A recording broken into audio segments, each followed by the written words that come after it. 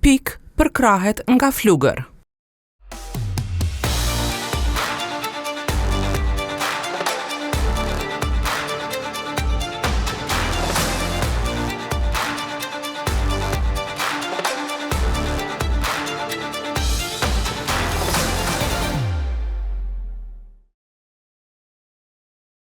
Mirëmbrëma, sonte në Pik është Altin Basha. Altin Basha është regjisor i njohur në ambientet e përgjithshme me portokallin, por në ambientet e teatrit në veçanti me një seri shfaqjesh në spaku 20 vitet e fundit, kur erdhi në Prishtinë me njerë mas luftës për të bërë regji, pos regjisë edhe u martua.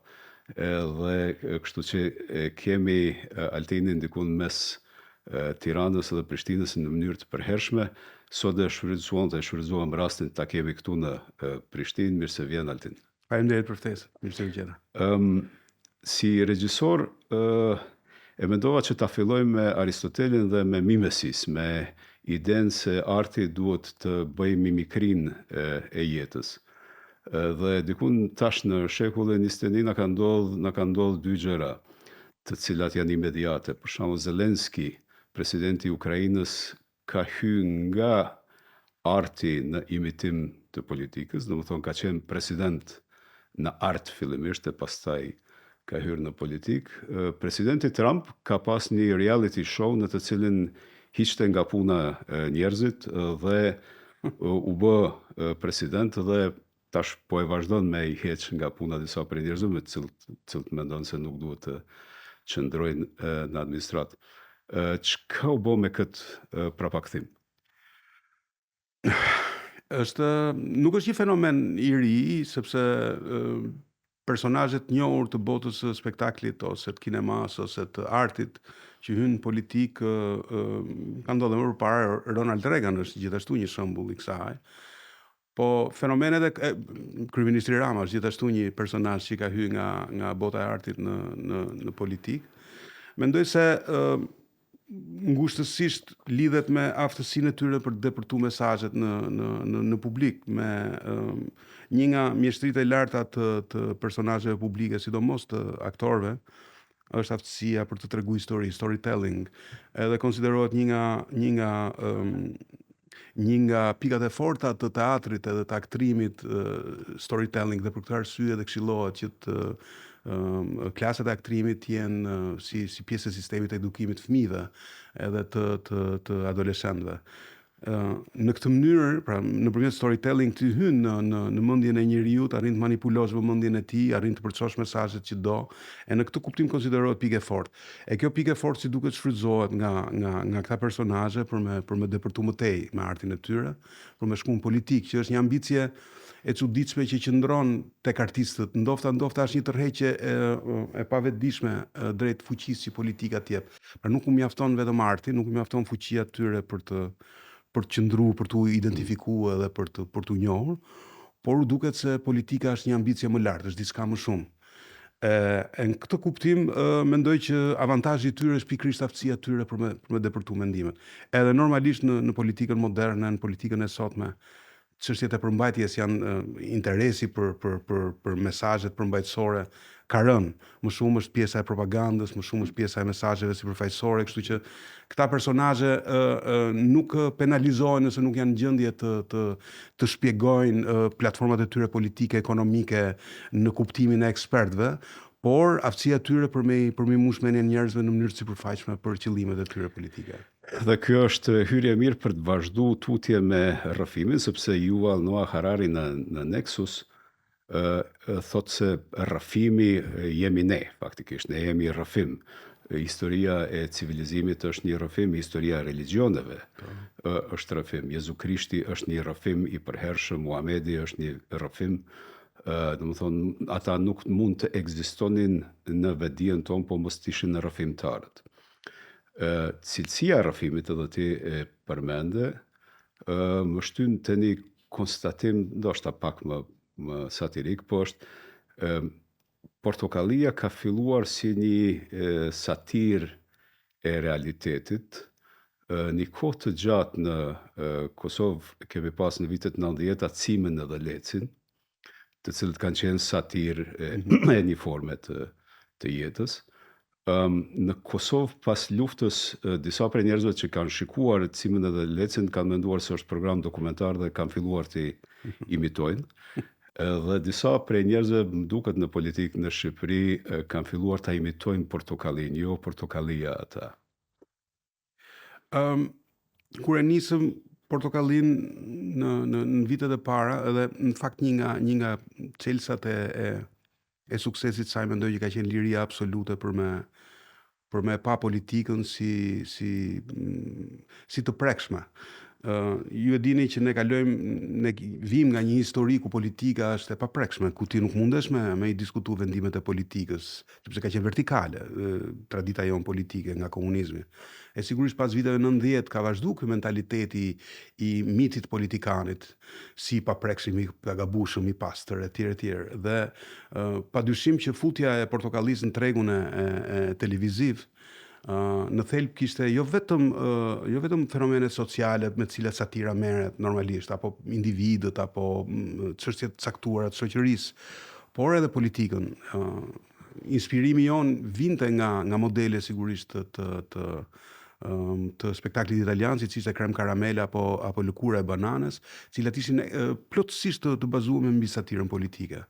Edhe në fakt ne e gjetëm publikun ton duke i bërë të prekshëm politikanët në satirën tonë, dhe ishte kaq aktive kjo, sa që batutat mbi ta filluan të shfaqeshin rrugët e Tiranës, e atyre u referoheshin me pamjen që Portokallia u jepte.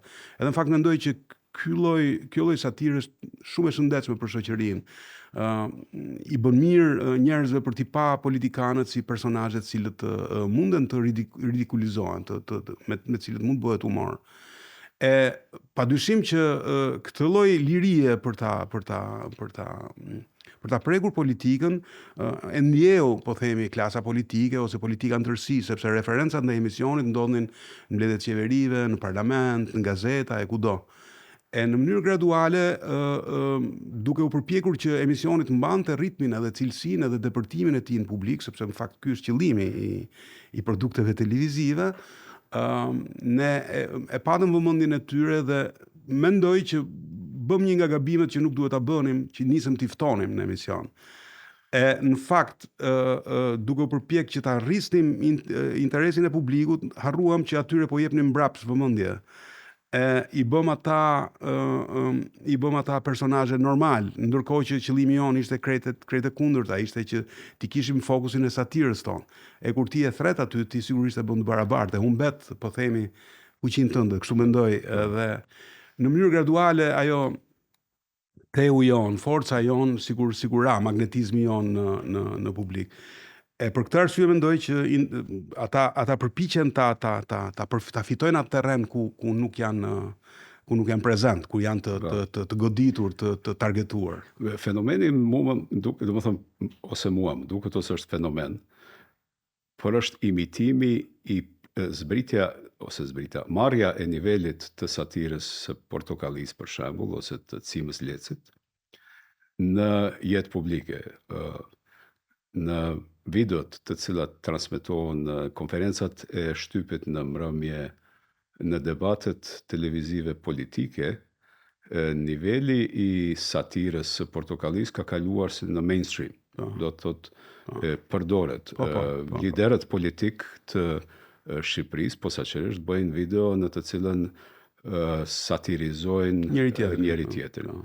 Në jetën politike të Kosovës ka ndodhur një fenomen që ne kemi pas edhe diplomat për shembull në Shqipëri, të cilët kanë treguar se në Shqipëri as nuk e kanë marrë vesh njeriu në Shqipëri, as ata në Shqipëri nuk e kanë marrë vesh këtë kur fliste, domethënë është niveli i satirës së Cimës dhe Lecit zbritur në realitet kontekstual. Pse ndodh kjo? Mendoj se ata synojnë fuqinë depërtuese të satirës, synojnë fuqinë manipuluese të publikut. Po ta vini re se Shqipëria ka hyrë në fushat elektorale tashmë, tani kanë nisur të dialogojnë me videot njëri tjetrit. Pra, debatin publik, takimin e tyre publik për të diskutuar çështje fundamentale të politikës, të qeverisjes, të administrimit të jetës qytetarëve, e kanë kthyer në një debat të kush bën batutën më të bukur për njëri tjetrin, edhe kush e denigron më shumë njëri tjetrin. Është niveli, edhe sigurisht që inspirimi janë videot satirike ose skenaret satirik që inspiron humorin në tërësi, jo vetëm portokallia. Mendoj që përpiqen t'i marrin atë fuqi që humori e ka, edhe ta shfrytëzojnë për të rritur vizibilitetin e tyre në publik edhe për të denigruar njëri tjetrin. Po nga ana tjetër denaturojnë plotësisht pozicionet e tyre si politikan. Sepse, siç e thash, po ta veni re debati mes kandidatëve, debati mes platformave politike, debati mes ofertave për të marrë në dorë qeverisjen e qytetarëve është zhdukur pothuajse fare nga mediat tona. Edhe a është arsyeja sepse nuk ekziston më treg për to? Po, mendoj që mund të jetë një nga arsyet, por është detyrimi politikës që të prezantojë para qytetarëve të cilët do zgjedhin me votë kush do ta qeverisë jetën e tyre, është detyrimi i tyre për të prezantuar mendimet, pikpamjet e tyre politike, mënyrën se si ata po themi presupozohet ta përmirësojnë jetën e qytetarëve. Debatin mes politikanëve drejt për drejt e kanë marrë në dorë analistët, cilët pastaj janë figura të ndërmjetme mes satirës edhe politikës serioze. Por atëherë kemi humbur, domethënë e kemi humbur analizën për shembull për arsim apo për shëndetësi apo për strukturën është e befasuese për një Shqipëri që 30 e kusur vjet të tranzicionit nuk e kanë ngritë çështjen pse njerëzit nuk kanë ujë të pijes. Që është një çështje fundamentale. Që është një drejtë fundamentale. Pse qytetarët e Shqipërisë nuk mund të pinë ujin, po duhet ta blejnë në shishe. Por kjo kërkon pastaj një analizë shumë të madhe, mandej Shqipëria është vendi i dytë për nga pasuritë ujore në Europë. Edhe është një kontradikt e jashtëzakonshme që tregon për një shoqëri e cila nuk merret me një çështje fundamentale. Por kjo kërkon një analizë fundamentale përderisa një klip 30 sekondash me një batut me kundërshtarin tënd të jep më shumë avantazh politik. Mendoj që ka ndodhur në një fenomen paralel ndërkohë që dalja e mediave sociale, përdorimi i tyre si mjet për të depërtuar në publik, për manipulimin e opinionit të njerëzve, edhe sigurisht natyra e informacionit mesatar që përhapet mediat sociale, interesi për gjëra shumë të vogla, të shkurtra, të shpejta, e ka zbehur pikërisht interesin për argumenta të rëndësishëm dhe fundamental. Por kur bëhet fjala, sepse siç e ka thënë dhe Umberto Eco, budallai i fshatit tashmë u bë personazh publik në mediat sociale. Ishte i izoluar dikur sepse ishte vetëm sheshin e fshatit, tash është bërë personazh i të gjithëve. Sigurisht politika është dashur përshtatet në këtë dimension të ri. Po nga ana tjetër, përpjekja e politikës në tërësi është ta zbehi vetdijen e publikut për të shqyrtuar çështje serioze, të rëndësishme, për t'i mbajtur të fjetura instiktet ose antenat e publikut për t'i gjykuar.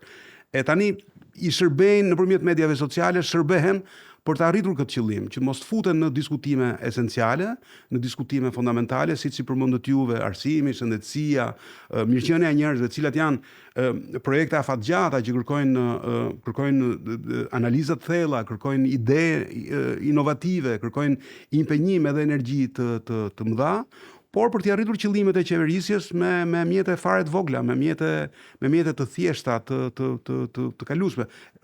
Rasti i zgjedhjeve të fundit në Kosovë, cilat sigurisht nuk mund të them që i kam ndjekur si ekspert, po ju vetë thatë që unë kam interes për Kosovën, ishte pas shumë pak debate televizive, pas shumë pak debate të vërteta, fundamentale për çështje të qeverisjes së qytetarëve. Edhe sipas asaj që unë di që nga qeverisja nuk ka pasur pothuajse fare përfaqësues cilët hynë në debatin publik edhe përballuan opozitën me të mirat e qeverisjes, me arritjet e tyre apo mos arritjet e tyre. E njëjta gjë po ndodh edhe në Shqipëri. Edhe në përfundim do thosha që ka ndodhur të dyja fenomenet paralel, zbeja e interesit publikut për çështje fundamentale, por përdorimi i këtij fenomeni nga politikanët për ta arritur suksesin e tyre politik me mjete të thjeshta rrethanore pa impenjim të madh. E në këtë pikë hyn shoqëria civile, në këtë pikë hyn arti, kultura, të cilat e ngacmojnë këtë përmbajtje. Këtu hyn detyra e tyre për ta transformuar shoqërinë, për mos me leju shoqërinë me ra në gjumë apo me ra në gjendje neutraliteti.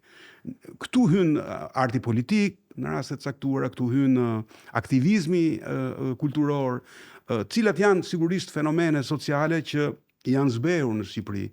Kanë ekzistuar, por janë zbehur sepse vetë politika po themi me mjetet e saj e zbe impaktin e tyre social nëpërmjet uljes së financimeve, nëpërmjet mos mbështetjes së tyre, e shumë elemente të tjerë, cilat pastaj dhe normalisht humbet funksioni i artit jo vetëm si element argëtues, por edhe si një aktivitet njerëzor i cili lidhet drejt për drejt me transformimet sociale.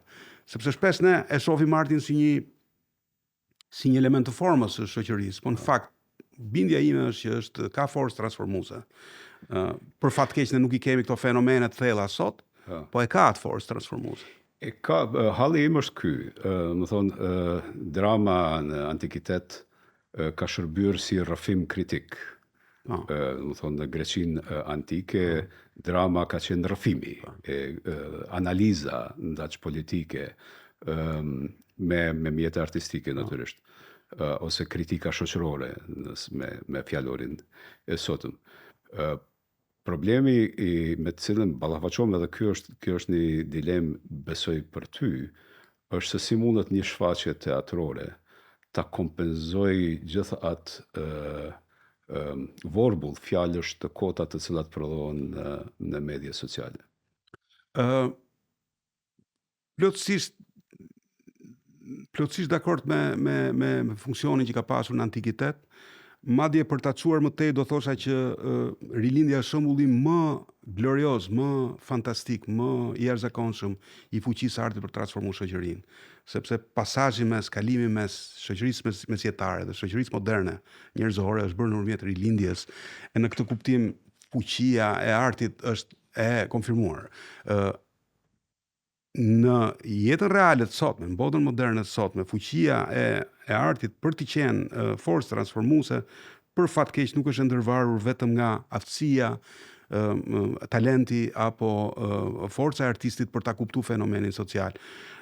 Sot e kemi vështirësinë për të pasur mbështetjen e dur që këto ide, këto produkte artistike të jenë të shfaqshme për publikun.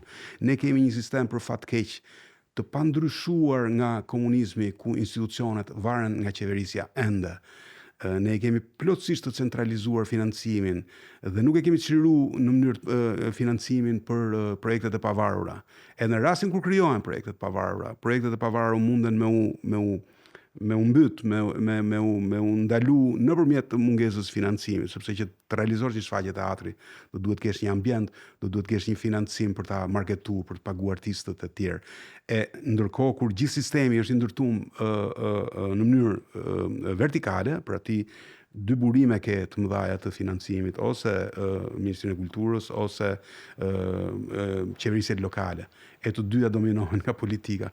Në këtë kuptim është shumë e vështirë për me financu projekte afatgjata, të cilat merren me atë që mund ta quajmë art politik, ndonse mund duket pak jashtëpër si term, po art i cili ngre vetdijen edhe vëmendjen e publikut për çështje të caktuara sociale. Tani kemi një kthim madje në disa vende të Europës, por i kthehen eksaktësisht tek funksioni që ka pasur arti në Greqinë e lashtë. Pra, një fenomen caktuar politik, social, juridik, deri dhe kriminal, e bëjnë në bashkëpunim gazetarët me artistë të teatrit dhe nuk e depërtojnë direkt në televizion, siç mund të depërtohet nëpërmjet emisioneve investigative apo nëpërmjet shkrimeve të gazetave. E bëjnë një performancë mirëfillt artistike, edhe e shfaqin për publikun. Pra, janë bërë si forume të pavarura ku ftohet publiku për me qenë prezent edhe me u fol për këto çështje të rëndësishme sociale. Një manifestim i cili më duket se po ndodh, dhe është fenomen nëse është tash i këtij regioni, por mund të jetë edhe më gjerë, është skena e hapur e demonstrimit në Serbi. Dhe kjo është një shfaqje skenike, e cila e ka ritualin e vet, i ka 15 minutat e heshtjes, e ka formën e manifestimit, e ka grumbullimin e aktorëve, nëse mund t'i quajmë ashtu, dhe në të cilat atër populli shndrohet, apo një pjesë e madhe e popullit shndrohet në pjesë të këtij manifestimi teatror, i cili në thelb është janë konzumuar të gjitha fjalët në debat të ngulfatur nga autokracia, dhe ka mbetur e vetmja formë është manifestimi skenik në rrugë. Më duket se ky është hapi i skajshëm i manifestimit të tanishëm të mbylljes së debateve brenda shoqërive tona. Po, dhe do doja ta rimerja si shembull demonstratën e studentëve para 10 vjetësh në Tiranë, e cila vuri në vështirësi të madhe qeverinë. Aty kupton se disa fenomene të caktuara, qoftë politike, ndodhin pa dirigjim, ndodhin për shkak të një vibe të caktuar që shoqëria e përhap në vetvete, edhe pastaj e formëson në demonstrime të kësaj natyre, siç po ndodh tani në Beograd, ku është impresionuese të shohësh një numër aq të madh njerëzish të demonstrojnë me aq dinjitet, me aq seriozitet, dhe me aq siguri ndaj një qeverisje e cila me sa duket është vertikale, është autoritare. Është e shëndetshme për një shoqëri të mendosh që fenomene të tilla mund të ndodhin. Pra kjo tregon që brenda nervi protestës, nervi rebelimit ekziston. E në Shqipëri ka ndodhur në 2 raste, në rastin e protestës për armët kimike, e cila në fakt ishte një protestë super dinjitoze, krejtësisht e pa varur nga partitë politike dhe nga ndikimet e jashtme, por ishte një shqetësim i cili u artikulua nëpërmjet atij demonstrimi. E njëjta gjë ndodhi dhe me demonstrimet e studentëve. I konsideroj shenjën më të mirë të demokracisë, edhe formën më të mirë për një shoqëri për ta thënë zërin e vet. Po nga ana tjetër, shqetësimi është i plot, sepse do të thotë që debati ka përfunduar, mundësitë për t'i zgjidhur problemet përpara demonstrimit kanë përfunduar. Prezenca e një opozite apo e një shoqërie civile të fortë nuk është më e domosdoshme, sepse tani e merr në dorë, po themi, vibe i turmës ose reagimi popullor.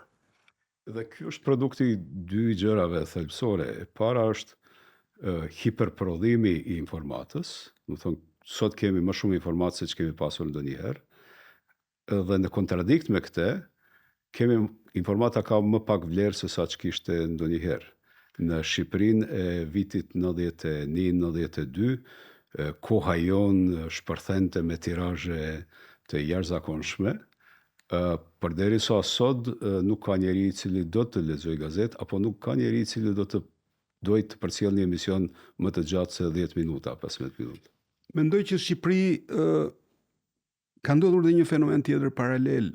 Politika duke kuptuar fuqinë e medias, fenomene të tipit koha jon, ka mundur të ndërtojë mekanizma si ta marrin kontroll, si ta manipulojnë. Dhe për fat keq, edhe mendimi ose debati publik që ndodh nëpër studiot televizive apo në ambiente të tjera mediatike është i paketuar sipas interesit partive politike. E në këtë kuptim ka shumë pak zëra të pavarur, zëra të vërtetë të cilët mund të dëgjohen në gjithë këtë mund ta quaj një fasadë propagandistike, e cila i shërben njërës pa apo tjetrës. Por në të 2 rastet nuk ka interesin publik në fokus, po ka interesin e vogël partjak. E duke u zvogluar në këtë nivel, ky debat sigurisht humbet edhe forca e informacionit, sepse ai është xhaji programuar se si do të thuhet edhe çfarë qëllimi do të arrijë. Ky është shqetësimi, po themi, që shoh sot në Shqipëri. Zërat e pavarur, siç ka qenë koha jon dikur, sepse ka qenë vërtet një media e pavarur, edhe me një influencë kolosale, sidomos në krizat e viteve 96-97, ka pasur zëra mediatik që sot janë sigurisht personazhe shumë të rëndësishme dhe të politikës. Përfshin dhe kryeministrin. Sot nuk i kemi më ato fenomene, që do të thotë lind një pyetje ndoshta edhe naive, a ka qenë më demokratike Shqipëria e viteve 96-97 në këtë kuptim, apo është sot Shqipëria e vitit 2024 më demokratike? Mendoj që në atë kuptim shoqëria ka qenë më e shëndetshme, në atë peizazh. Ndonë se zhvillimi ka qenë më i vogël. Nuk kemi një Shqipëri shumë të zhvilluar sot, por në atë kuptim, në kuptimin e lirisë për të thënë gjërat, kam përshtypjen që është pak më ka ngecur pak. Dhe në analogjinë me skenën në Serbi, në botën shqiptare ndodh diçka tjetër, ajo është marrja e roleve të tjera jashtë. Pra, momentin kur hipën në avion, shkon në Francë, në Gjermani, në Austri, në Zvicër, në Amerikë, fillon të punosh, ti merr një identitet të ri, merr një rol të ri jetësor, e lek të paknaqurit shqiptar dhe bësh i knaqur apo i paknaqur Zvicran, Gjerman tjetër. Do të dishtoja kësaj edhe një fenomen tjetër. Fuqia e propagandës, përdorimi i mediave sociale është aq i madh sa që ka raste kur personalisht dyshoj nëse është vërtet kaq e suksesshme çfarë po ndodh në dheun tim, pra është vërtet gjithçka kaq mirë, apo ka ende, sepse disa fenomene i shoh me sytë e mi. E nga ana tjetër, në propagandë i shoh krejtësisht të makjuara, krejtësisht të ndryshme. Vihesh në dyshim nëse realiteti është ai që shef në mediat sociale apo ai realitet që ti percepton me sytë e tu. Sepse për fat të keq, fuqia e mediave sociale është aq e madhe dhe e mediave në tërësi, sa që ndryshon perceptimin e të gjithë publikut. Dhe humbet debati, humbet realiteti në manipulime sipër. Fjala vjen, a kemi një arsim cilësor? Nëse shef propagandën, krijohet perceptimi që ne kemi një arsim nivelit lartë, sepse ne po ndërtojmë shkolla, ne po infrastrukturën e kemi spektakolare. Jam plotësisht dakord, po nuk është vetëm infrastruktura, thelbi i mësimdhënies është mësimdhënësi edhe nxënësit, pra çfarë ndodh në klasë. E për atë që ndodh në klasë, do duhen politika shumë afatgjata, sepse arsimi nuk është një proces i vogël i shkurtër mujor. Është një proces afatgjat. A kemi ne një projekt afatgjat për këtë çështje? A kemi ne një cilësi të lartë të nxënësve apo të produktit nga shkollat? Nuk mendoj se e kemi. A kemi ne mësues të motivuar edhe të vazhdimisht në kërkim të ideve novatore apo të inovacionit? Nuk mendoj se e kemi këtë fenomen. E kur flasim për propagandën, krijohet perceptimi që mobileria e shkollave është në nivel europian. E njëjta gjë mund të jetë për shëndetësinë, e njëjta gjë mund të jetë për turizmin, që sot me të drejtë thuhet që është një nga industritë më të suksesshme të Shqipërisë, po nga ana tjetër a është plotësisht kështu? Pra, unë mendoj që në tërësi realiteti është me ngjyra, nuk është bardhëzi, pra vetëm i suksesshëm ose vetëm i pasuksesshëm. Ky është një shqetësim që më vjen natyrshëm kur shoh që edhe reagimi i shoqërisë, reagimi i aktorëve të tjerë civile dhe i partive politike është i zbet në këto drejtime, nuk është i argumentuar, nuk është i... Pra është një topitje dhe një konformizëm, domethënë mendoj që po. Krijohet një konsenzus në shoqëri, mos ta trazojmë kaq mundemi kaq. Eksakt, se mirë jemi për momentin. E ky është mendoj që është një fenomen i trashëguar, që nuk është zbërthyer, nuk është çmontuar nga komunizmi. Ende nuk është çmontuar, edhe pse kanë kaluar shumë kohë. Sepse të njëjtat metodika përdoren për ta ulur vetëdijen e shoqërisë. Sigurisht në atë kohë është bërë nëpërmjet dhunës, tani bëhet nëpërmjet soft powerit, po themi, nëpërmjet elementeve të tjerë që dhe kjo është një hyrje e mirë për të kaluar në një blok tjetër të përjetimit tanë dhe të analizës sate. Kjo është ta bëjmë një paralele mes Kosovës dhe Shqipërisë. Jetojmë në shoqëri të dhunshme, domethënë shoqëri të cilat e kanë të integruar rrëfimin e dhunës brenda vetës. Në rastin e Kosovës kemi të bëjmë me luftën, kemi të bëjmë me rezistencën 10 vjeçare kundër Miloševićit, me luftën dhe pasojat e pas luftës.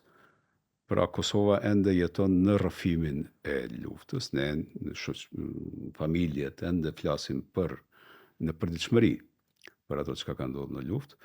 Në Shqipëri kemi të bëjmë me dhunën e tmerrshme të stalinizmit, dhe reflektimin mbi Stalinin, kur njeriu i hap gazetat në Shqipëri gjithnjë rrëfimin e diçkait që ka ndodhur gjatë kohës së Enver Hoxhës, domethënë është një rrëfim i pambaruar, edhe kësaj dhune edhe këtij tranzicioni i cili ka qenë shumë i rëndë në Shqipëri, siç ka qenë në pushteti i rëndë, i është bashkangjitur një fenomen i ri i dikush i thot narkoshtetit e tjera, po padyshim i influencës së tej mase të krimit të organizuar në Shqipëri. Si reflektohet kjo në kulturë? A jetojmë në kulturë të dhunës? Po, është e vërtet që ekziston kjo peshë, po themi, ose kjo spirancë nga e cila kultura në tërësi edhe në Kosovë dhe në Shqipëri nuk është plotësisht e çliruar dhe nuk çlirohet. Është një proces i gjatë sepse edhe dhuna ka qenë shumë e gjatë. Dhe për fat keq ne pa arritur të procesojmë dhunën e kohës komunizmit, prodhuam dhunë tjetër sociale në vitet 96, 97, 98. Pra Shqipëria vazhdon të prodhojë ende pa procesuar, pra shoqërisë nuk i jepet kohë për t'i kuruar ato plaga, apo për t'i reflektuar ato, ose për t'i amortizuar edhe pastaj për të ecur përpara në vazhdojnë të prodhojnë për shkak, siç e thatë dhe ju, të tranzicionit i gjatë. Dhe normalisht kultura nuk mund të shkëputet nga kjo. Nuk mendoj që do duhet patjetër të shkëputet në mënyrë të dhunshme, sepse ai është një proces, por mendoj që refleksionin mbi dhunën e shkaktuar nga komunizmi, ne nuk e kemi bërë të plot ose përmbajtësor. E kemi bërë në mënyrë të sipërfaqshme. Nga ana tjetër, për fat të keq në spektrin ton kulturor, si rezultati i trashëgimisë komunizmit, edukimi jon nuk është bërë mbi bazën e individualitetit, është bërë mbi bazën e formësimit të masës, duke mos pasur individualitetet forta kulturore apo artistike, të cilat në fakt janë elementet, janë personazhet, janë mekanizmat të cilët arrin ta krijojnë këtë maksimalizim të refleksionit mbi dhunën, siç mund të jenë shkrimtar shumë të shquar, artist, regjisor, kineast, dramaturg e tjerë. Nuk kemi pasur këto individualitete të cilët me fuqinë e talentit të tyre të mund të shterronin, me përjashtim të Kadares sigurisht, të mund të shterronin pikërisht këtë moment refleksionin ndaj dhunës së ndodhur në komunizëm, e pastaj në të ecim më tej procesonim, po themi, fenomenet e reja sociale që ka prodhuar Shqipëria. Mendoj që edhe në Kosovë nuk është arritur ky refleksion ose ky ezaurimi fenomeneve. Edhe këtu nuk është ky katarsis, nuk është arritur. Qoftë nëpërmjet kinemas, që është një mjet jashtëzakonisht i fuqishëm për ta dokumentuar, për ta reflektuar edhe për ta përpunuar këtë ngjarjet e luftës, po themi, edhe pse ka produkt, nuk mund të them që s'ka produkt, por nuk kemi rritur dot në nivele të një cilësie ekstra të lartë, siç do të mund të ishte produkti që kinematet e rëndësishme europiane apo amerikane e kanë bërë me historitë të tyre të dhunës apo të luftës. Ne nuk e kemi arritur dot këtë. E nga ana tjetër, edhe në Kosovë mendoj, për shkak të njëjtave arsye që përmenda për Shqipërinë, nuk kemi arritur dot të kemi identitete, individualitete të nivelit botëror, po themi, të cilët do të mund ta ezauronin një ngjarje të caktuar që lidhet me historinë e dhunës. Kur kthehemi tek kultura jon për fat keq e modelit Narcos, më vjen ndërmend Lazarati, i cili në fakt ishte një republik brenda një republike demokratike, një republike parlamentare. Lazarati u shkëput nga domeni, u shkëput nga shteti shqiptar. Ishte një hapësirë e askujt ku prodhoi drogë edhe menaxhoi nga prodhuesit e drogës. Doli nga harta e Shqipërisë. Ishte një vend ku nuk hynte dot shteti, ku nuk kishte kontroll, ku kishte një vet administrim, një lloj vet menaxhimi të resurseve njerëzore, të parave, të produktit të drogës, gati e normalizoi në jetën e Shqipërisë shkëputjen nga Shqipëria. Edhe në fakt jo pse u prodhua vetëm atje, se më vonë pastaj Shqipëria e përfitoi atë kulturë dhe u përhap në të gjithë gjeografinë tonë. U përhap në veri të Shqipërisë, u përhap në lindje, në veri lindje, u përhap në jug, pra edhe sigurisht që kanabisizimi i Shqipërisë është një fenomen i pamohshëm i cili e dëmtoi tmerrsisht shumë shoqërinë shqiptare më vonë, sepse duke pasur fuqi financiare kriminalizoi edhe segmente të shtetit. Pra u bë një fenomen ku shteti u kap nga gati u kap nga dhe sot e kësaj dite kemi fakte që tregojnë se segmente të rëndësishme të sigurisë së shtetit ishin kapur nga bandat. Për fat keq, kjo pastaj u eksportua si portret i Shqipërisë në Europë dhe në botë. A do të ketë Narcos Albania në Netflix? Ka shumë mundësi që të ketë, sepse interesi, do të thënë, krijimi një profili të Shqipërisë bazuar mbi këtë pamje, pra Shqipëria vetëm e narkosve, mund të jetë atraktive për publikun evropian. E për fat keq, ne ja kemi kriju vetes këtë imazh. Nëse do donim ne të krijonim në Netflix një Touristic Albania, do të ishte shumë më pak interes për ta se sa Narcos Albania. Për fat keq, edhe sukseset tona në fushën e aktrimit, aktorëve shqiptarë që jetojnë në jashtë janë suksesshëm, ofertat e tyre që u vinë janë pikërisht mbi profilet të këtyre karaktereve. Krimit, po. Nëse do të jesh aktor shqiptar, do të jesh kriminal në një film. Po.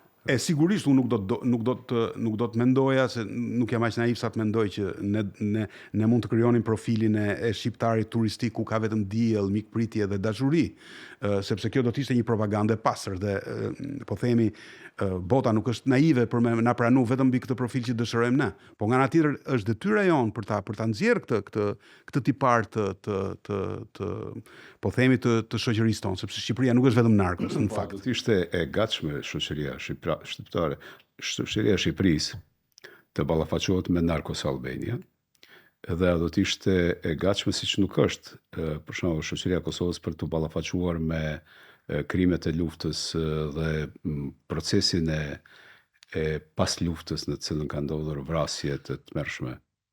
Të dyja fenomenet janë fenomene në të cilat ka një ndërhyrje të dhunshme për të mbajtur të fshehura, për të mbajtur të pa adresuara, për të mbajtur të pa folura. Fjala vjen flitet shumë pak për fenomenet e drogës ndër të rinjt në Shqipëri. Flitet për largimin, po flitet si një fenomen që po ndodh në gjithë botën, largimin e të rinjve, braktisjen e Shqipërisë. Pra, motivimi është që kjo është një gjë që duhet ta pranojmë, sepse ndodh, ata do kthehen, do ta shohin që Shqipëria do eci përpara etj. Po si do eci Shqipëria përpara nëse gjithë forca prodhuese apo energjia e re ikën jashtë? Pra çfarë do të ndodhi me vendin? Si do të zhvillohet? Për të arritur që të frenohen këto fenomene, do duhet që vetë politika të marrë masa drastike, të marrë veprimet konkrete politike për t'i ndaluar fenomenet. Politika nuk është interesuar, sepse është vetë përfshime në problematikat që ka kriju shoqëria, është vetë përfshirë në përhapjen e drogës, është vetë përfshirë në luftimin e fenomeneve që bjen droga, është vetë përfshirë në atë që thash në një arsim të cënuar sipërfaqësor, jo përmbajtësor, është vetë përfshirë në mungesën e impenjimit për një kulturë, për me ngrejt vetdijen e publikut, për me adresu problemet që përballon shoqëria. Pra në tërësi fajet e politika ose më saktë qeverisja i qetëson ose i sheshon problemet duke mos folur për to. Po ato janë aty. Dhe kjo atër i bie barre të fisht, do të thënë gati si të teatri antik, artit, që të merret me këtë punë. Është e vërtet, i takon, madje duhet punu për të arritur vetdijen e artistëve, për me pa veten. Edhe kjo sigurisht i takon shkollës, krijimit të brezit të ri të artistëve, për me pa veten jo vetëm si entertainers, jo vetëm si njerëz të aftë për me kriju emocione tek publiku, për me tregu histori të bukura që janë krijuar në antikitet apo në klasik, por me pa artin si një mjet i cili mundet me shkund shoqërinë nëpërmjet mesazheve të forta, edhe nëpërmjet përdorimit të ngjarjeve reale si material i parë për ngjarje teatrore. Pra jo vetëm përdorimin e trashëgimisë dramaturgjike botërore, sepse ne mund ta vëmë sken Macbethin e Shakespeare, që është një vepër madhështore mbi marrëdhënien e pushtetit me individin, mënyrën si e korrupton jetën e njeriut. Por do duhet nga ana tjetër të gjejmë fenomenet tona të përditshme për t'i adresuar dhe për me kuptuar njerëzit se si pushteti mundet me korruptu jetën e individit. E këtu hyn sigurisht, siç e thash, shkolla, hyn detyrimi jon si edukues për me ndihmu të rinjtë edhe me udhon krah që ta gjejnë rrugën e tyre për t'i manifestuar këto talentet artistike. E përmende Macbethin dhe më rand mend një Macbeth me regji në Tiranë, një Macbeth me regji në Prishtinë, një Macbeth me regji edhe me aktor në Tiranë nga Shqipëria dhe me aktor në Kosovë. A janë pjesë të njëjtës kulturë? Mendoj që po. Ndonse shkëputja jonë shumë e gjatë nga njëri tjetri ka krijuar si më thon diferenca në kulturë apo në jetën e përditshme apo në mënyrën si e jetojmë jetën. Mendoj që në thelb, në ADN ne jemi një. Kështu që Macbethët dramaturgjikisht do jenë të njëjtët, mund të jenë nuancat, mund të jenë kostumet, mund të jetë estetika e shfaqjes teatrore e ndryshme, mund të jetë peizazhi, skenografik i ndryshëm, po në thelb fenomenet e pushtetit, se si ai e merr peng jetën e individit edhe pastaj si më e transformon, janë të njëjta. Unë nuk shoh ndryshime thelbësore, shoh nuanca, edhe më pëlqejnë nuancat, madje do doja që sa më shumë nuanca, sa më shumë diversitet bëhet më e bukur, më e ngjyrshme, më e larmishme. Përgjigja natyrisht është natyrshme, ekziston një Macbeth, është vlerë universale dhe ndahet në dy shoqëri shqiptare me vizion të njëjtë, por në ekzistimin e dy shoqërive shqiptare apo shkojmë drejt krijimit të kulturave shqiptare apo të kulturës shqiptare? Unë mendoj që mendoj që është më e shëndetshme kulturat shqiptare. Mendoj kulturat, pra të kishim pluralizëm, po unë jam për pluralizmin. Mendoj që edhe arti zhvillohet mbi bazën e individualitetit. Njerëzit janë të ndryshëm nga njëri tjetri. Është ndofta ana pozitive e ndarjes së gjatë mes Shqipërisë dhe Kosovës, pra diversiteti. Në gjitha pikpamjet. Nuk është diversitet fundamental, mendoj, shoh shumë gjëra, e thash që vertikalisht ne jemi një, por ato ndryshime që i kemi është e mira që t'i ruajmë edhe madje t'i shtyjmë përpara, sepse më pëlqen që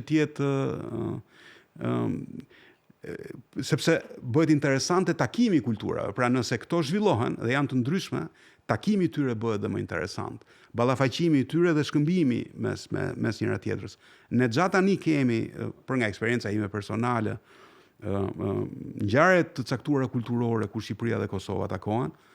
Madje në këtë dialog do doja ta shtonim edhe Maqedoninë, ta bënim trilog, në fakt, sepse shpesh ne harrojmë atë pjesë të ku jetojnë shqiptarët, edhe që është shumë e rëndësishme, e cila në fakt përtej Kosovës më intereson më shumë.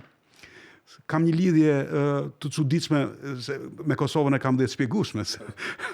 Siç e tha dhe ju në fillim, unë jam martuar me një kosovare, po me Maqedoninë kam një ndjenjë të rreqe, edhe trishtimi për shqiptarët atje, sepse më falë se po kaloj në një tjetër dimension, po do kthehem ke biseda që kishim, sepse ata në biseda me ta ndihen si të mënjanuar.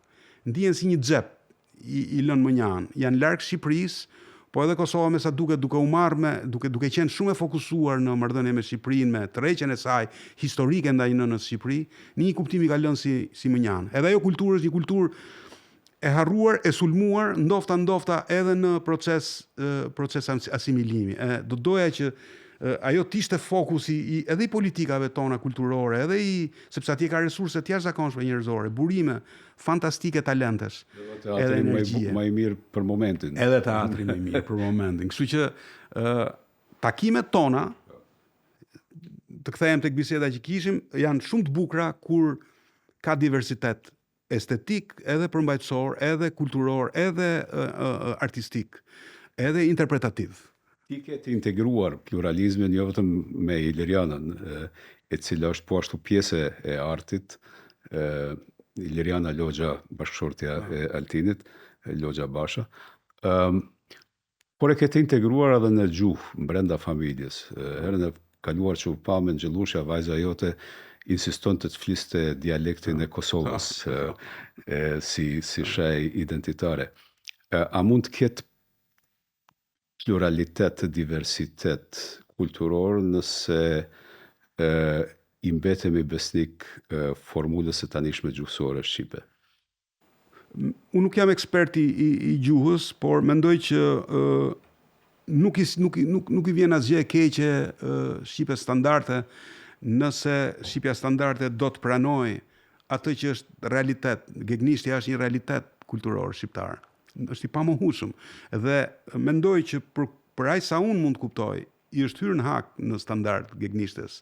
Madje nuk i është hyrë vetëm gegnishtes, po i është hyrë dhe standardit, sepse duke humbur tiparet e gegnishtes, në fakt ka humbur një element që e pasuron Shqipen. Përtej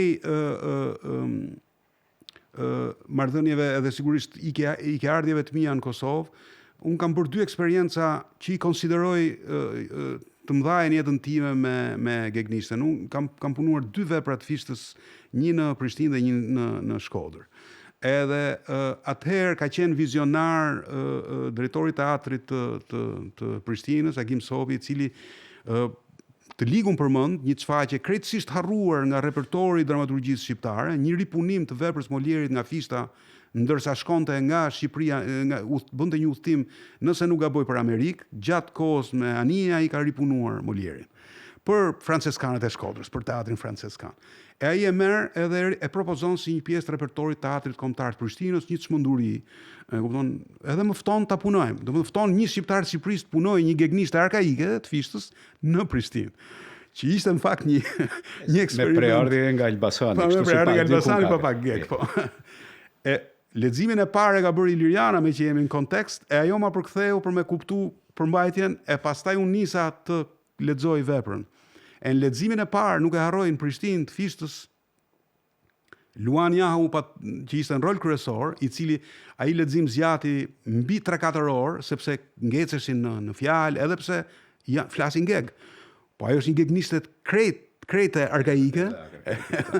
E Luani u kthy, tha, apo kupton, a deshet me lut frëngjisht, tash i muni me lut frëngjisht të trupës. Në fakt, rezultati i atij procesi ka qenë spektakolar në skenë. Në Shkodër është dhe më e kuptueshme, sepse ata janë shumë afër asaj, por në Prishtinë ka qenë spektakolar. E më spektakolar ka qenë shfaqja e parë e këtij produksioni në Korçë. Pra, kishte një kuriozitet kur shfaqja shkoi në Korçë, sepse po flasim për një diferencë shumë të madhe të shqipes. E ishte një dilemë si po rezonon vepra, se ne mbetëm shqipen arkaike deri në fund. Bile e kujtoj shumë mirë edhe për të kuptuar fjalët. Visar Krusha edhe Iliriana merreshin me fjalor të tërë të shqipes, madje edhe turqishte, sepse ka edhe turqizma, për të kuptuar çfarë po flasin personazhet. E tani veç mendoja këtë produkt shkon në Korçë. Po në fakt ka qenë depërtim, asnjë problem nuk pat. Që do të thotë që diversiteti i kulturave nuk është rrezik për kulturën tonë tërësi. Edhe pos gjuhës arkaike ka qenë një gjuhë e re teatrore, shprehjes të cilën ti ke dhënë, ka qenë një shfaqje e jashtëzakonshme në Kosovë. Kujt do t'i japish shfaqje, Altin Basha, përderisa Shqipëria dhe Kosova po zbrazen? Në Kosovë në vitin 2031 do të jetojnë, sipas këtij trendi të tanishëm, diku 1.4 milion banor. Në Shqipëri po ashtu pritet që në vitin 2031 të zbres në nivelin e tanishëm rrezikohet mrrihet dyshi, 2 milionshi. A do të ketë spektatorë të teatrit gjithnjë më të thinjur, apo po sigurojmë edhe një gjenerat të re të njerëzve që do të shkojnë teatr? Pyetje e vështirë. Unë mendoj që një nga gabimet e sistemeve tona kulturore, jo vetëm teatrore, është që ne mbetëm në atë strukturë që krijoi komunizmi, në plotësisht të centralizuar. Ne kemi instrumente teatrore të vendosura në qytetet të caktuara, jo në gjitha qytetet. Qendra teatrore punsojmë njerëz dhe presim që të na vi publiku aty. Ndërkohë, i gjithë sistemi arsimor nuk merr masa për ta prezantuar, për ta edukuar publikun që ekziston edhe ky aktivitet shoqëror, kulturor në qytet. Nëse ne një fëmijë nuk e edukojmë me prallat e Shakespeare-it, me prallat e moçme shqiptare, nuk e edukojmë me aftësi për të treguar këto historitë tona, atëherë sigurisht nuk kemi marr masat për me e pru publikun në teatr. Nuk mund të presim papritur 20 vjeçar, i cili nuk e ka idem fare që ekziston teatri, na vin teatr papritur dhe aty të zbuloj vlerat e teatrit. Është një proces edukues. Edhe për një kohë shumë të gjatë janë përpjek që në Shqipëri, të paktën në Shqipëri ku ka mundur të jap kontribut, të krijohet një sistem i cili të prodhoj, po themi, spektatorin teatror, po qoftë dhe spektatorin kulturor. Ekzistojnë modele europiane ku me detyrim për të përfunduar procesin e provimeve apo për të marrë dëftesën e vitit shkollor, nxënësi që nga fillorja deri në fund të shkollës së mesme duhet të plotësojë disa kuota të konsumit kulturor. Duhet të shkojnë koncerte, duhet të shkojnë në shfaqje teatrore, minimalisht 6 ose 8. Pra, nëse çdo vit edukohet me këtë proces, sigurisht ne do të kemi njerëz të kultivuar mjaftueshëm për me kuptuar vlerën e teatrit.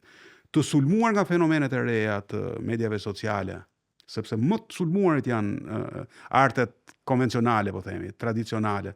Ne do duhet ta përballojmë këtë gjë duke shtuar fuqit, duke shtuar mekanizmat për ta edukuar publikun dhe për ta sjellë në teatr. Por më përpara duhet shkojmë ne ke publiku. E këto fenomene të shkëmbimit të pozicioneve, pra nuk vjen publiku në teatr, por shkon teatri tek publiku. Siç është për shembull një model i ri europian që është classroom theater, ku klasa kthehet në hapësirë teatrore. Se teatri e ka për fat mirë, edhe pse është një art shumë i vjetër, e ka për fat mirë aftësinë e adoptimit. Shesh teatror mund bëhet çdo hapësirë ku mund të krijosh një komunikim mes publikut dhe spektatorëve. Nga 5 apo qoftë edhe me 1 spektator mjafton që ti të krijosh një hapësirë teatrore. Kështu që klasat janë vendet më të thjeshta për me, po ama do duhet që edhe repertori, edhe aktorët të përshtaten mbi nevojat e publikut, sepse sot teatri nuk i flet të rinjve për bullizmin, për fenomenet e drogës, për problemet në familje, për komunikimin mes tyre, për identitetin e tyre. Pra, ne nuk e kemi, arti dhe kultura jo nuk ju përgjigj fenomeneve të reja sociale në Shqipëri dhe në Kosovë, me dramaturg, me artistë cilët krijojnë duke u përshtatur me problematikat që shoqëritë tona shfaqen.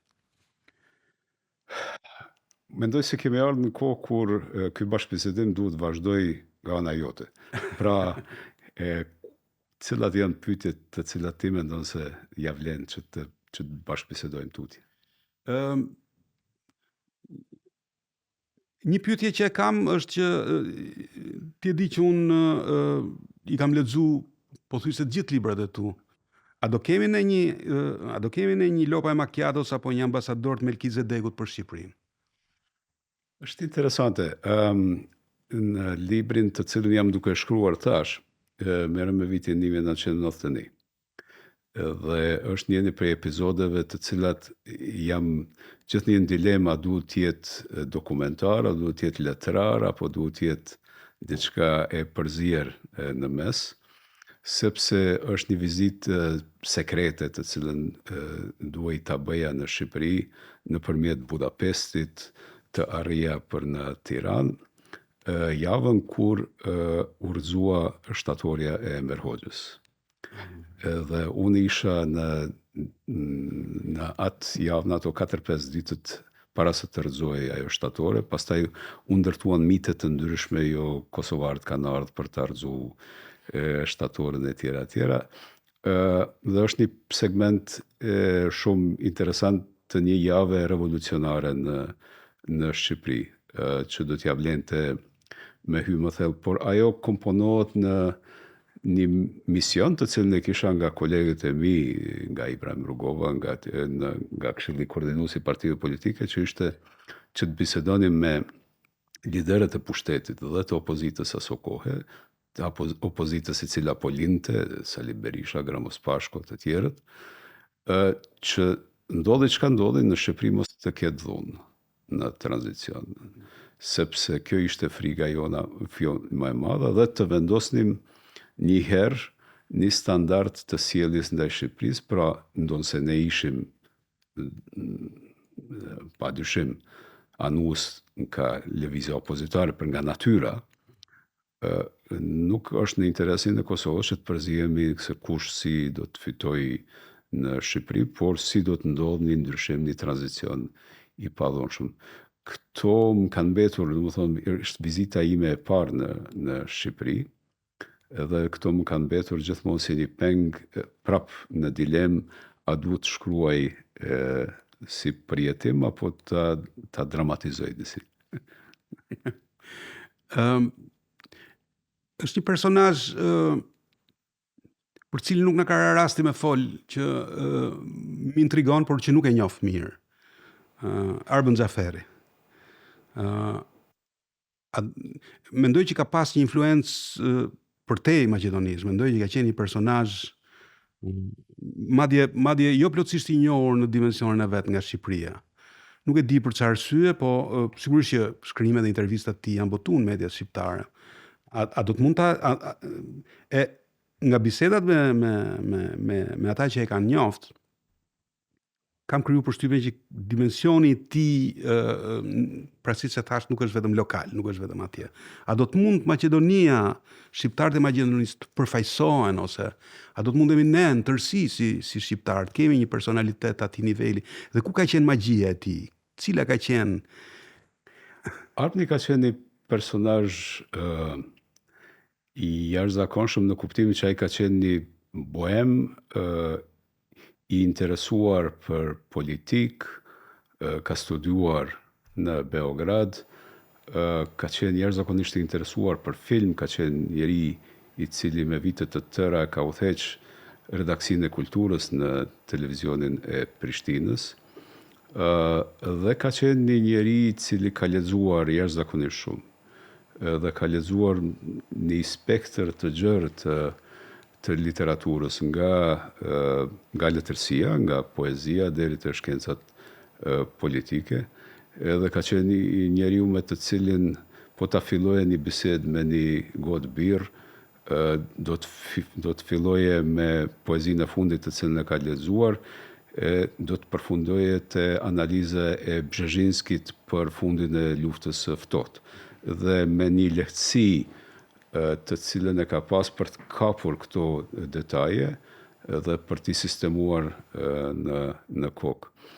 Ditën që vendosi të shkoj në Maqedoni, më thirri dhe ulëm në një kafeteri të Prishtinës dhe më tha, kam vendosur të shkoj në Maqedoni, mendova se ishte vendim që i lidhej me ekzistencë, sepse kishte mbetur pa punë në televizion, një kohë ishim bashkë në redaksinë e Javorës Koha, por edhe ajo u ndërprek, dhe pastaj më shpjegoi se ka vendosur të shkoj të nisë një lëvizje politike, të inkuadrohet në një lëvizje politike, dhe ashtu siç dinte të bënte ai, tha është problem i ligjerimit të shqipës politike në Maqedoni. Dhe ato që ka bëri Arpni është të ngrisë nivelin e ligjerimit të shqipës politike në Maqedoni. Ky nivel i shqipës politike ka degeneruar, sepse nuk është mbajtur, ky ka qenë unikal në të, por në mas të madhe është ngritur një standard i ri i të shprehurit politik, shqip në Macedoni. Arbëri ka mbetur hermetik edhe për shkak të smundjes, dhe kjo ja ka shtuar edhe misterin edhe atë nevojën që të kuptohet misteri i tij brendshëm. I pa ta thënë një herë që se edhe kjo është e vërtetuar në shkenca mjekësore, që kufizimet fizike kompenzohen në forma të tjera, dhe përderisa trupi i tij shtangej, mendja e tij lulëzonte. Tek Fluturimi i Azembetës, që është libri i parë që kam lexuar nga Azemberishës, ti e ke një tezë, nëse nuk gaboj, që thua që përtej dashurisë emocionale për Shqipërinë, në mënyrë graduale kosovarët do të kuptojnë benefitet e Bregdetit të Shqipërisë, dhe shqiptarët e Shqipërisë përtej paragjykimeve që mund të kenë për kosovarët do të kuptojnë benefitet ekonomike që do të sjellë ardhja e kosovarëve si turist, shqiptarëve të Kosovës si turist në Shqipëri. A mendon se po realizohet kjo, se është libër që është shumë kohë më parë, duhet jetë 15 vjet më parë, ndoshta edhe më shumë. Më shumë, po, 20. 20 vjet.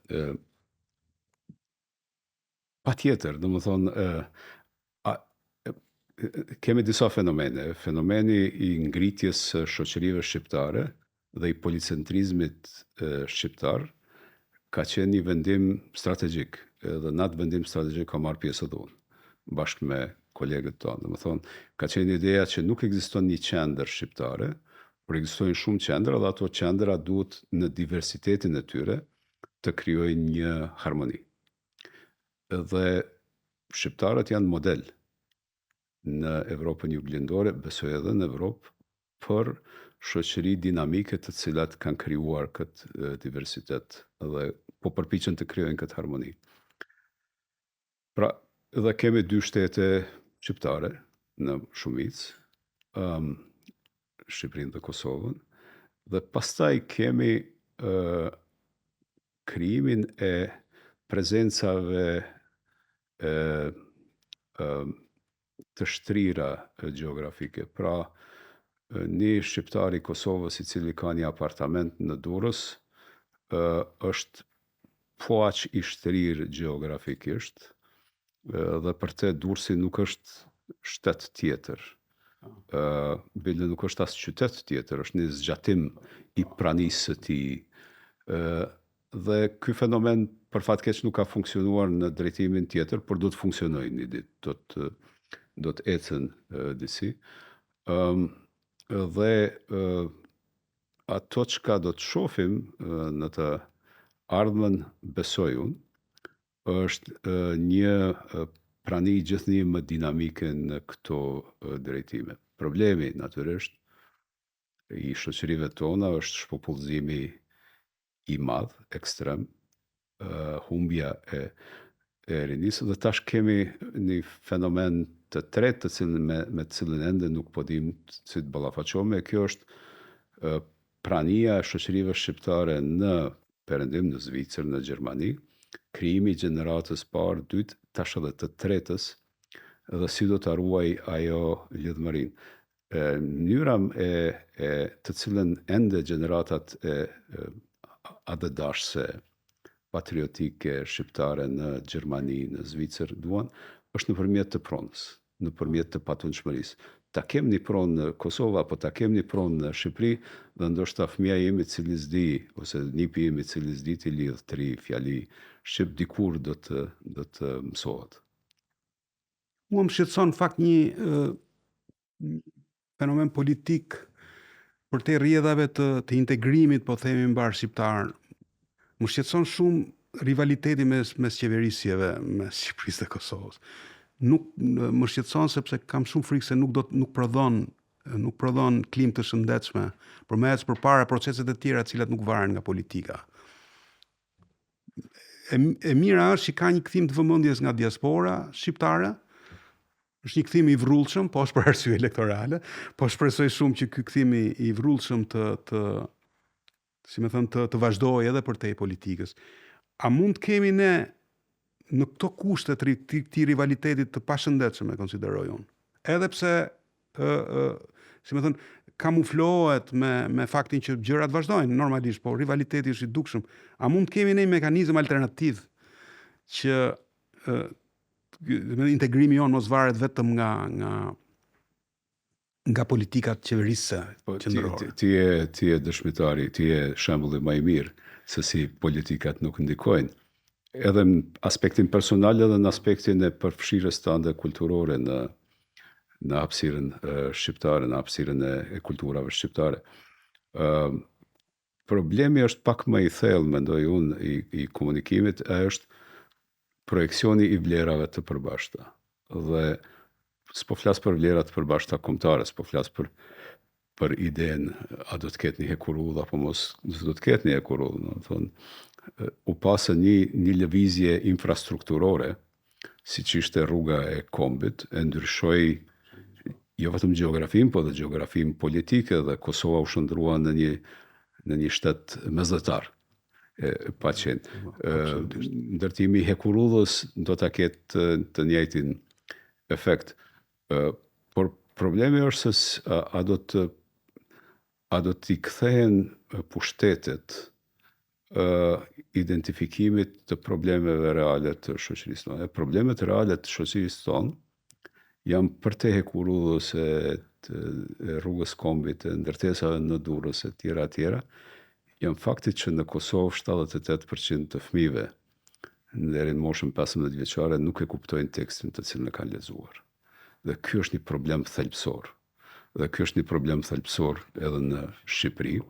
Dhe është problem thelbësor që një popull i tërë e pranon që t'i mohohet një drejtë elementare, kjo është që mos të ketë ujë të pijes. Edhe nëse pushtetet nuk i kthehen vlerave fundamentale, vlerave thelbësore të pushtetit, pse janë aty, atëherë gjithmonë do të ketë rivalitet për diçka dytësore, për hatërmbetje, për ndonjë gjë kështu. Faleminderit. Faleminderit ty. Ishte kënaqësi, Altin. Shpresoj që në vjesht do ta shikojmë, do ta rivizitojmë këtë idenë e hapësirave kulturore me një dimension të ri. Faleminderit shumë, faleminderit për ftesën.